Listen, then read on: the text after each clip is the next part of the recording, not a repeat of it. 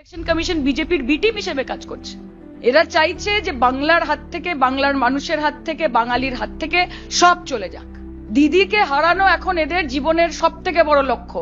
দেশের স্বরাষ্ট্রমন্ত্রী কার্যকর্তাদের সাথে মিটিং করে বলছে যে 21টা রাজ্য আমাদের রয়েছে, 22তম আমার বাংলা চাই, তা নাহলে রাতে আমার ঘুম আসছে না, তার জন্য যা করতে হয় করো।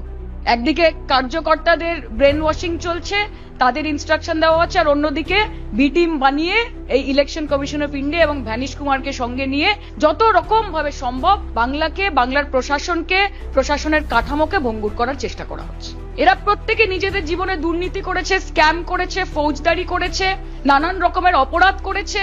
সেই অপরাধ থেকে কোনো না কোনো সময় বিজেপি তাদেরকে বাঁচিয়েছে এবং এখন এটা ফেরত দিতে হবে। তাদের কৃতজ্ঞতা, বিজেপির প্রতি তাদের আনুগত্য সব ফেরত দেওয়ার সময় এসেছে।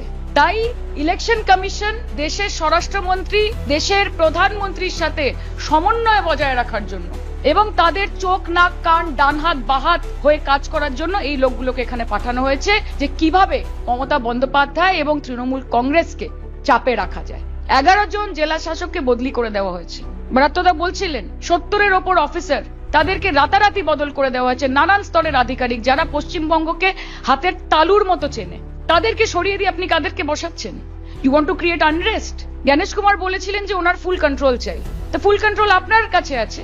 এখন যদি কোনো রকমের ক্ষয়ক্ষতি হয়, এখন যদি কোনো রকমের ইনসিডেন্ট হয়, তার জন্য মমতা বন্দ্যোপাধ্যায়ের দায়ী থাকবে না, তার জন্য জ্ঞানেশ কুমার দায়ী থাকবে। Election commission of India is the biggest glitch in this country at the moment.